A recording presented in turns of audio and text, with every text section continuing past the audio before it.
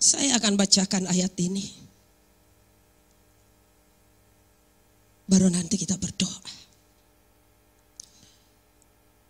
Matius 15 ayat yang ke-21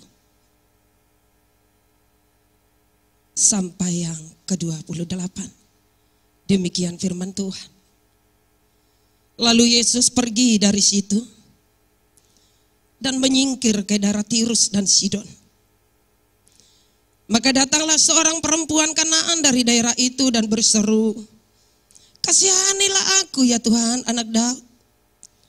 Karena anakku perempuan kerasukan setan dan sangat menderita." Tetapi Yesus sama sekali tidak menjawabnya. Lalu murid-muridnya datang dan meminta kepadanya, "Suruhlah ia pergi." Ia mengikuti kita dengan berteriak-teriak. Jawab Yesus, "Aku diutus hanya kepada domba-domba yang hilang dari umat Israel." Tetapi perempuan itu mendekat dan menyembah Dia sambil berkata, "Tuhan, tolonglah aku." Tetapi Yesus menjawab, "Tidak patut mengambil roti yang disediakan bagi anak-anak dan melemparkannya kepada anjing." Kata perempuan itu, "Benar Tuhan, namun anjing itu makan dari remah-remah yang jatuh dari meja Tuanku." Maka Yesus menjawab dan berkata kepadanya, "Hai ibu, besar imanmu, maka jadilah kepadamu seperti yang kau kehendaki." Dan seketika itu juga anaknya sembuh. Pejamkan matamu di hadapan Tuhan, tundukkan kepalamu. Apa yang menjadi pergumulanmu hari ini? Yesus telah mati di kayu salib, memberikan darahnya yang mahal. Maka pergumulanmu tidak ada apa-apanya dibanding penderitaan Yesus. Dia baik. Tundukkan kepalamu, pejamkanlah matamu di hadapan Tuhan. Biar Tuhan melihatmu sore hari ini bukan hanya kepalamu saja. Hatimu kau tundukkan di hadapan Tuhan. Penolongku hanyalah dirimu, penghiburku hanya Engkau Bapakku, selalu menyertai hidupku, Kau Bapakku yang setia. Tuhan, kami ada di sini sore hari ini. Kami ada keperluan dengan Tuhan. Terlalu banyak yang telah Tuhan berikan bagi kami. Tidak dapat dihitung. Maka iman kami berkata pada sore hari ini, penderitaan kami tidak ada apa-apanya dibanding pemberian Tuhan. Pemberianmu terlalu banyak untuk kami melupakan Engkau. Pemberianmu terlalu banyak. Bagaimana mungkin kami melupakan Tuhan? Itu sebabnya kami di sini. Ketika kami tadi kami bernyanyi karena kami mencintai Tuhan. Ketika tadi kami melompat, menari dan bertepuk tangan, kami lakukan karena kami menyukai Tuhan. Ketika air mata kami mengalir karena kami mengerti dan paham penolong kami hanyalah Tuhan. Yesus itu baik. Sebentar kami sendengkan telinga kami dengar kebenaran firman-Mu. Biar Kau Tuhan yang memberkati kami. Dalam nama Tuhan Yesus kami mengucap syukur. Kami berdoa. Haleluya. Amin. Berikan tepuk tangan yang terbaik bagi Tuhan. Samping kiri kanannya lihat dulu. Bilang gini, "Cebelapa imuci aku." Ngomong. Tergantung nanti temannya mau balas. Enggak ada imut-imutnya. Bilang dulu, ulangi. "Cebelapa imuci aku, cebelapa imuci aku." Lagi viral ya. Kenapa sih kita fokus sama penderitaan? Yesus sudah bayar itu semua. Amin ya. Betul ya. Kemarin saya lihat ada medsos bilang gini, "Kamu harus kerja hanya kucing yang dipelihara tetangga. Karena kucing itu imut, menyenangkan. Nah kamu, nggak ada menyenangkannya sama sekali. Nggak ada yang pelihara kamu. Kerja. Saya langsung komen saudara. Saya bilang gini, ada Tuhan yang pelihara. Maka tadi saya ajak saudara bilang, cebelah Pak imut ci aku. Tadi firman yang saya bacakan, saya berikan tema pada sore hari ini demikian.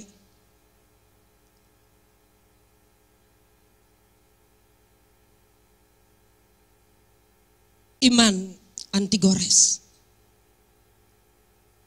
Untuk mendapatkan sebuah iman anti gores, tentu ada harga yang harus dibayar.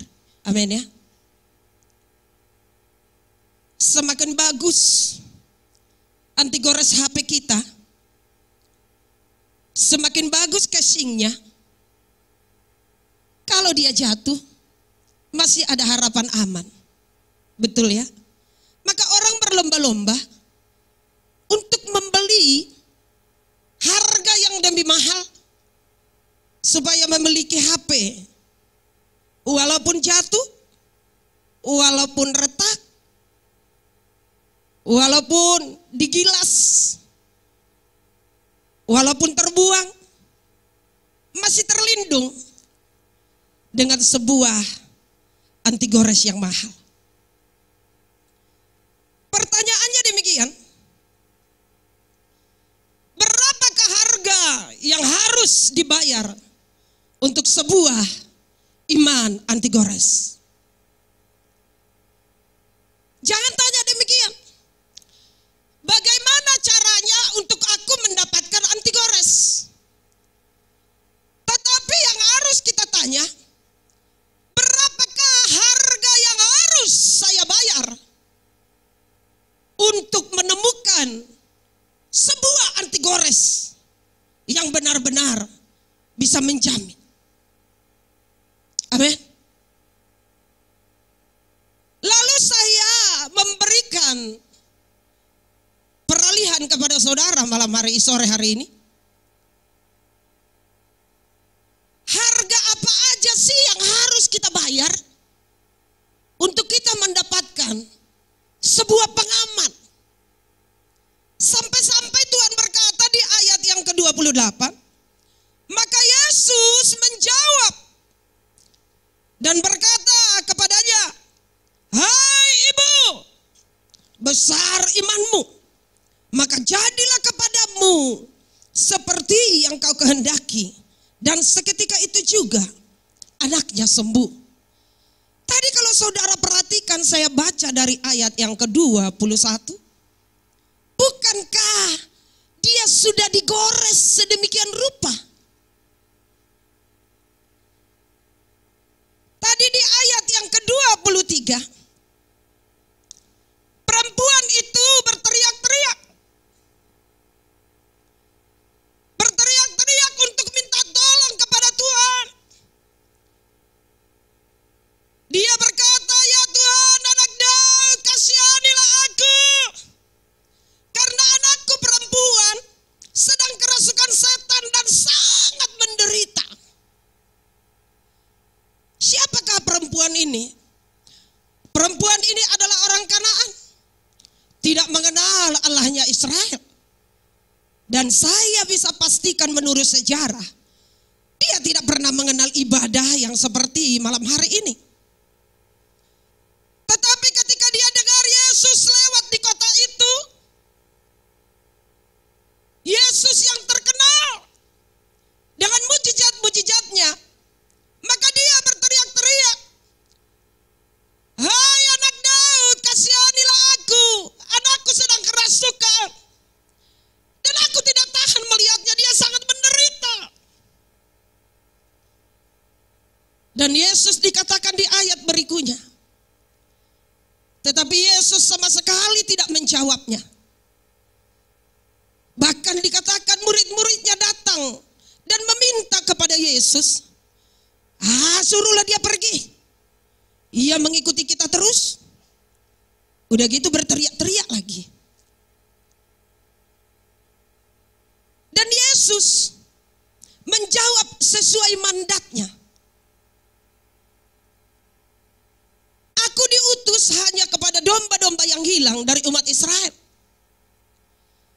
Dia seolah-olah berkata demikian. Aku gak punya mandat untuk kamu.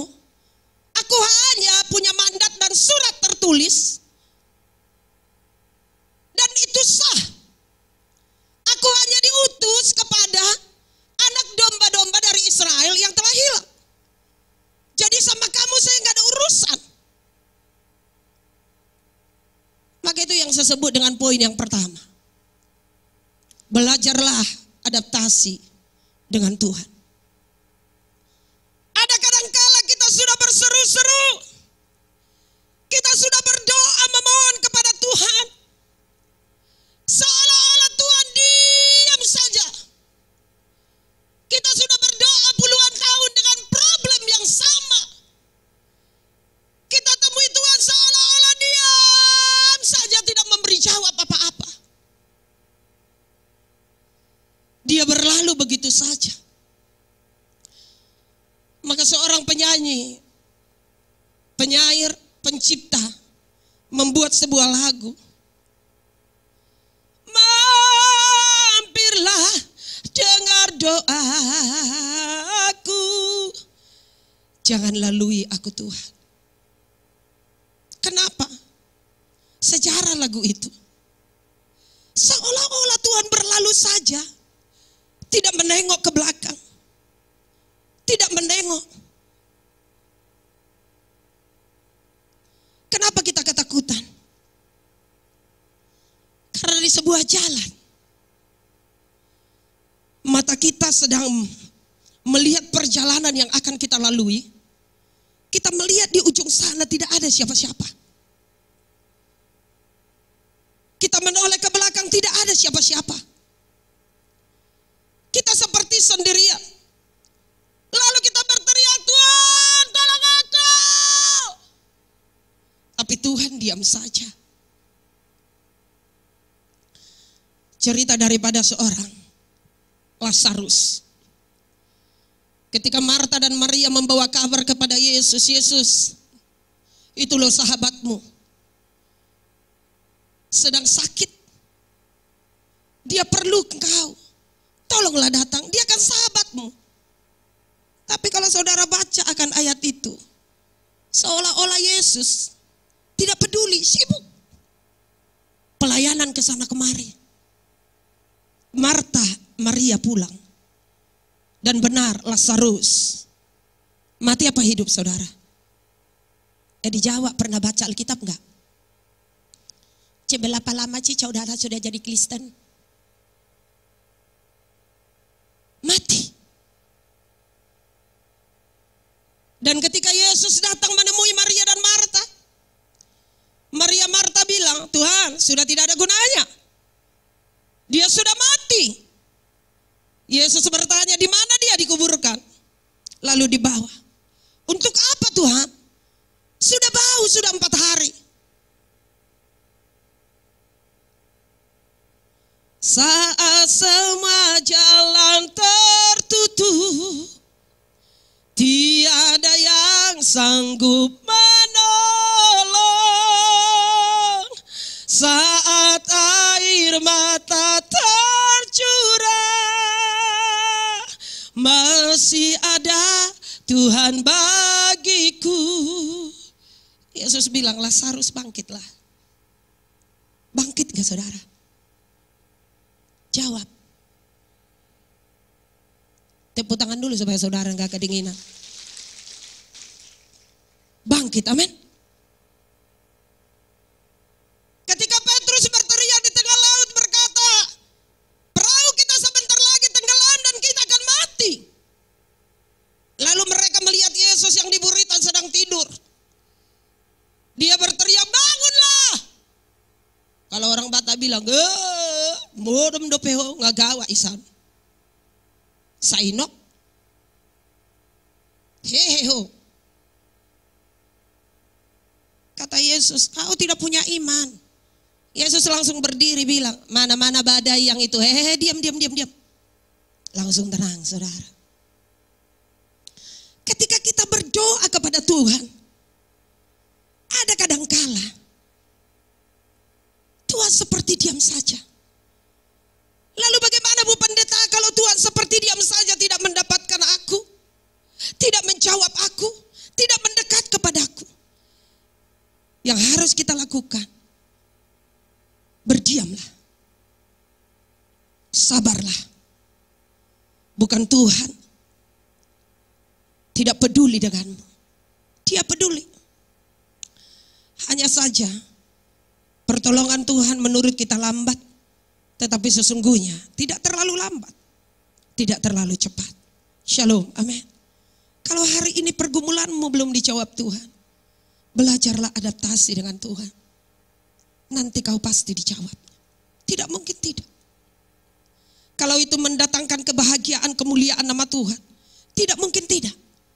Tetapi kalau sekarang kau berdoa sudah 5 tahun mau ingin mengganti istrimu,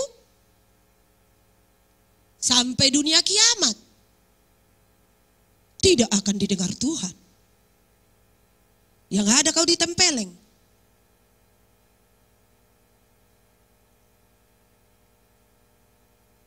Lalu ayat yang berikutnya demikian. Tetapi perempuan itu mendekat dan menyembah Dia, sambil berkata, Tuhan, tolonglah aku. Tetapi Yesus menjawab, tidak patut mengambil roti yang disediakan bagi anak-anak dan melemparkannya kepada anjing. Poin yang kedua, belajarlah menyembah Tuhan. Tadi waktu perempuan itu berteriak minta tolong Tuhan begini, ketika murid-muridnya bilang, usirlah dia, berisik banget dia itu, mengganggu. Saudara tahu kalau perempuan udah teriak, mikrofon 1 pun, sound 5, selesai sama dia. Jangan dilawan. Tapi itu mungkin di Sumatera ya. Maka di Sumatera jarang terjadi kebakaran. Api baru kecil, dia udah teriak kebakaran. Di Jawa sering terjadi kebakaran. Api udah gede, kebakaran.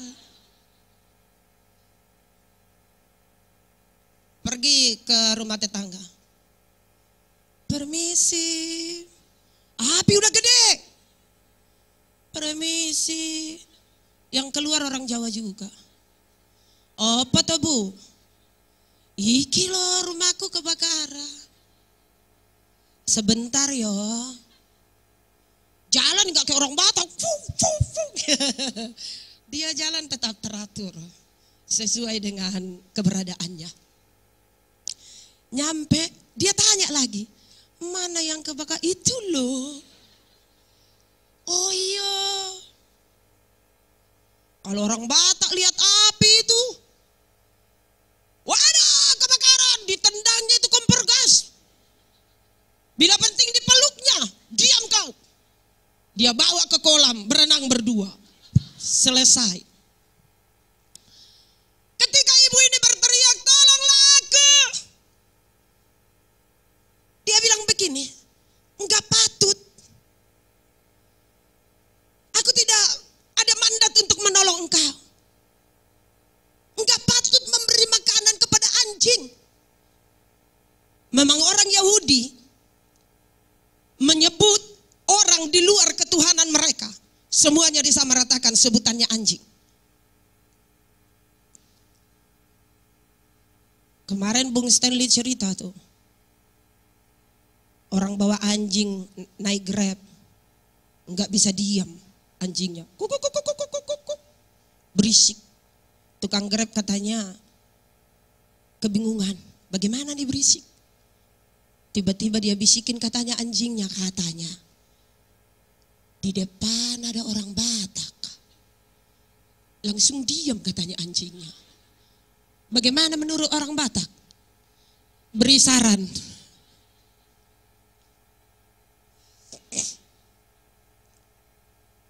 Untung orang Batak ini punya iman anti gores.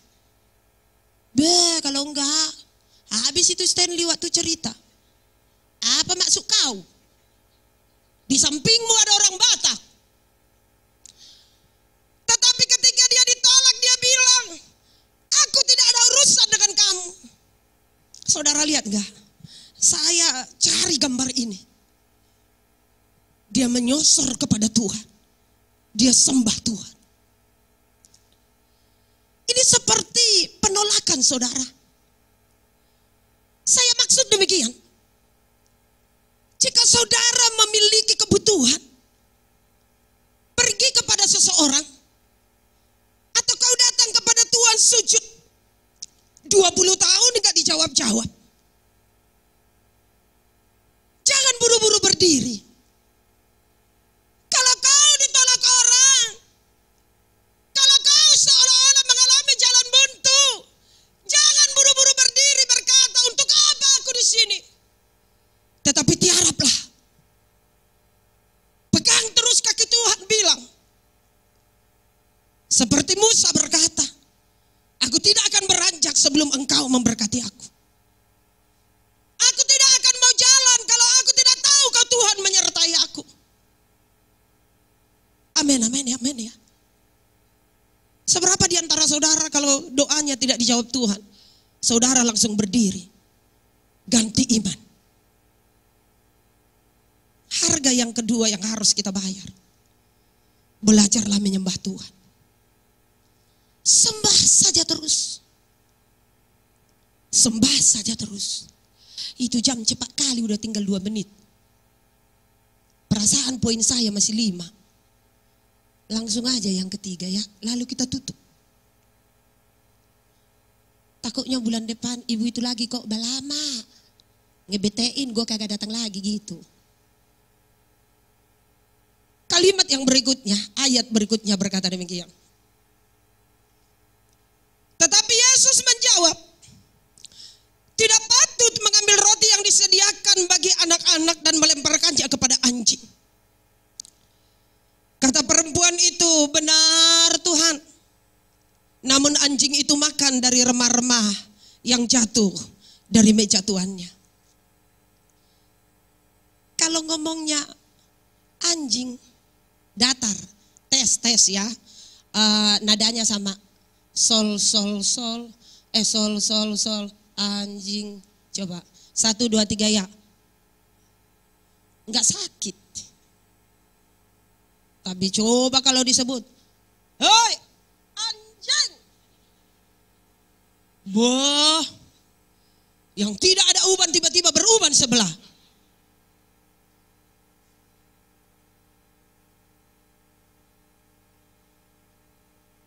Yesus berkata, tidak patut mengambil roti yang disediakan bagi anak-anak dan melemparkannya kepada anjing. Tetapi lihat wanita ini berkata, ya benar, anjing itu makan dari remah-remah, dari meja tuannya. Itu yang saya sebut poin yang ketiga. Belajarlah menerima hinaan. Harga yang ketiga yang harus kita bayar. Seberapa di antara kita yang terluka kalau kita dihina orang? Apalagi digini-ginikan.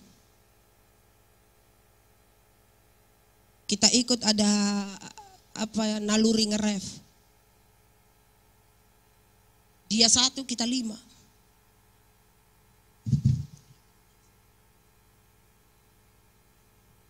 Udah biasa ngeref. Tapi kita harus tetap menguasai diri. Amin ya. Lihat wanita ini. Maka ketika dia berkata begitu, kalimat atau ayat yang terakhir, Yesus berkata, hai ibu, besar imanmu. Orang Batak bilang, ago ya mah. Nabalgaan imanna. Hai ibu, besar imanmu. Yesus terkagum-kagum. Dia tidak mengerti Tuhan, tidak pernah beribadah, dia tidak mengenal Yesus.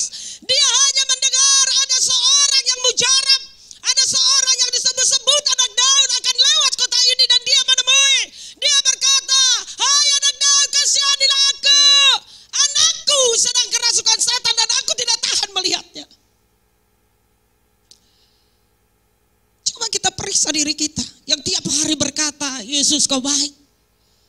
Kalau hartamu bertambah kau kesaksian Yesus itu baik. Siapa juga bisa kesaksian begitu. Emang kamu doang.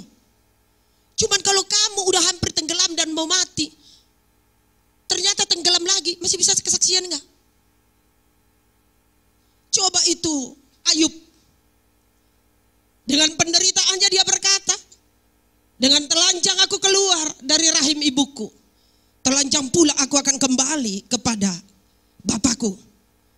Artinya tidak akan kubawa apa-apapun.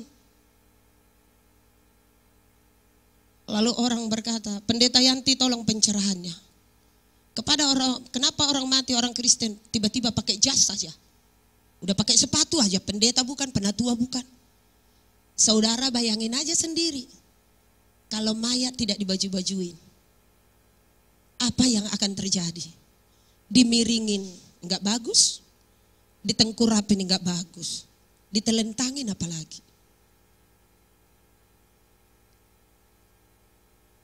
Saya hanya mau berkata hari ini, biar kau memiliki iman anti gores. Amin. Jangan dikit-dikit kau berpikir mau pindah agama, pindah keyakinan. Ketika kau sudah pindah keyakinan, kau ingat Yesus itu baik, kau datang lagi. Anak komsel saya buat status, Bung Antoni. Ketika kau susah, kau datang kepadaku. Ketika kau senang, kau meninggalkanku. Sorry ya, aku bukan Tuhan.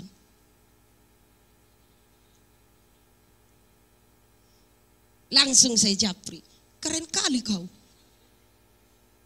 Keren kau. Bu pendeta, saya hapus ya. Jangan, itu bagus. Untuk merefleksi orang yang suka lupa dengan kita. Boleh nggak aku ambil? Janganlah Bu pendeta. Aku salah ya. Udah bagus banget itu. Ketika kau susah, kau datang kepadaku, katanya Ambarita. Tapi ketika kau sudah senang, kau tidak datang kepadaku. Lalu kau susah lagi, kau datang lagi kepadaku. Maaf ya, aku bukan Tuhan. Dengan tanda kutip, tidak ada maaf bagimu.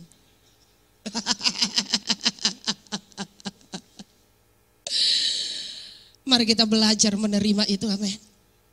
Sampai Yesus terkagum-kagum, berkata, wow, besar imanmu ibu. Saya jemput saudara, kita bangkit berdiri.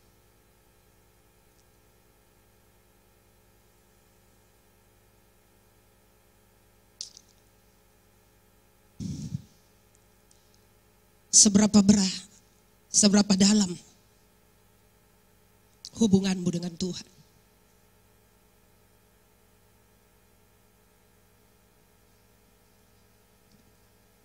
Kau boleh renungi dalam hatimu.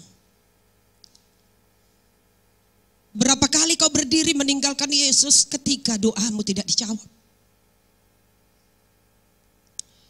Berapa kali kau kecewa kepada Tuhan? Kau berkata kepada orang-orang, Tuhan diam saja, dia tidak benar ada. Berapa kali kau membalas orang ketika engkau dihina? Tapi hari ini, jangan tanya bagaimana caranya supaya aku mendapatkan iman anti gores. Tetapi tanyalah berapa harga yang harus saya bayar. Sebab Tuhan bekerja dengan cara yang berbeda untuk setiap pergumulan kita. Jika engkau membuat Tuhan terkagum atas hidupmu, lakukanlah ketiga hal yang tadi. Belajarlah adaptasi dengan Tuhan. Kalaupun Tuhan belum menjawab, bukan berarti Tuhan jahat kepadamu. Kalaupun Tuhan tidak menjawab, belajarlah menyembah Tuhan. Kalaupun engkau dihina, sekitar kita menghina, orang lain menghina, belajarlah menerima hinaan itu. Sekalipun engkau dihina, kalau kamu belum menerimanya, maka derajatmu akan semakin naik. Jangan pernah balas, tetaplah menguasai diri. Amin. Haleluya. Kita naikkan kembali pujian ini sambil kita persiapkan. Penolongku hanyalah dirimu. Sambil kita persiapkan perjamuan kita di hadapan Tuhan.